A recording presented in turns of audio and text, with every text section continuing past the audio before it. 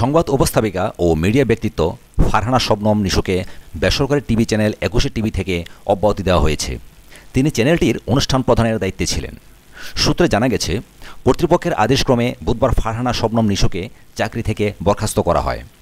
চ্যানেলটির মানব সম্পদ প্রধান মোহাম্মদ আতিকুর রহমান এই অব্যাহতিপত্রে স্বাক্ষর করেছেন।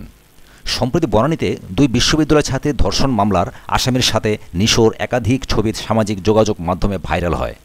এ কারণে তাকে অব্যাহতি দেওয়া হতে পারে বলে ধারণা করা হচ্ছে। এ নিয়ে সোশ্যাল মিডিয়ায় চলছে নানা আলোচনা। ফারহানা শবনম নিশু একজন সংবাদ পাঠিকা হিসেবে ক্যারিয়ার শুরু করেন ২০০৩ সালে। পরবর্তীতে তিনি বন্ধ হয়ে যাওয়া চ্যানেল ওয়ানে অনুষ্ঠান বিভাগের প্রধান হিসেবে দায়িত্ব পালন করেন। চ্যানেল ওয়ান বন্ধ হয়ে গেলে তিনি বৈশাখী টিভিতে যোগ দেন এজিএম, বিজনেস ডেভেলপমেন্ট ও সিনিয়র নিউজ প্রেজেন্টার হিসেবে। অবশ্য এর আগে তিনি গ্রামীণফোন, ওয়ারিদের মতো কর্পোরেট বান্ধব প্রতিষ্ঠানগুলোতেও কাজ করেছেন। বৈশাখী টিভির হেড অব কর্পোরেট অ্যাফেয়ার্সে দায়িত্বরত থাকাকালে ফারহানা শবনম নিশুকে অব্যাহতি দেওয়া হয়। এরপর যমুনা টিভিতে সিনিয়র নিউজ প্রেজেন্টার হিসেবে দায়িত্ব পালন করেন তিনি। সাথে থাকার জন্য অসংখ্য ধন্যবাদ।